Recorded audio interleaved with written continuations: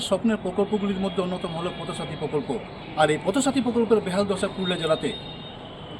পুরুলিয়ার জয়পুর বিধানসভার চাষমোড়ে অদূরে রয়েছে একটি পথসাথী। 2016 সালে ঝাঁ চকচকে এই পথসাথী নির্মাণ করা হয়। নির্মাণের কয়েক বছর এই পথসাথী ঠিকঠাক চললেও বর্তমানে এক প্রকার ঢুকছে এই পথসাথীটি।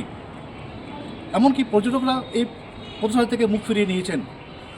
এই পথসাথী প্রকল্পে নিযুক্ত স্বনির্ভর গোষ্ঠীর মহিলারা জানিয়েছেন, এই পথসাথীর পাশে রয়েছে একটি হার্ডকক কয়লার কারখানা, যেখান থেকে নিয়মিত দূষিত হচ্ছে এই পথসাথী আবাসনটি।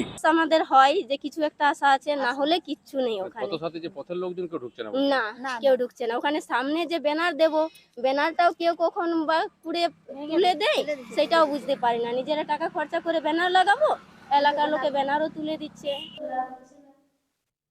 খোলা হচ্ছে না, ট্রেনিং দিচ্ছে, ট্রেনিং আসছে, সরকারি ট্রেনিং, সরকারি ট্রেনিং গুলা হচ্ছে, 2-3 দিন হচ্ছে। তারপরে আবার দিদিরা অবজেকশন করছে, তখন ওরা বলছে আমাদের কালিতে আমরা থাকতে পারছি না, তখন অসুবিধা হয়ে যাচ্ছে, তখন আর আসছে না।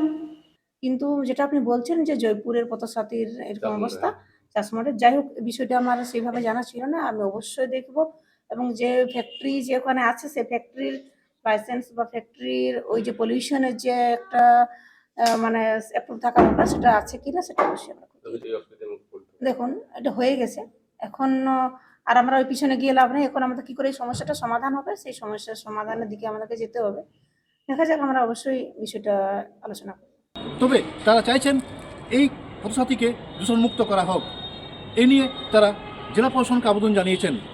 আগামী দিনে জেলা প্রশাসন এই পথসাথীকে দূষণমুক্ত করতে কী উদ্যোগ নেই সেটা এখন দেখার। পুরুলিয়া থেকে শওকত আলী, কলকাতা টিভি।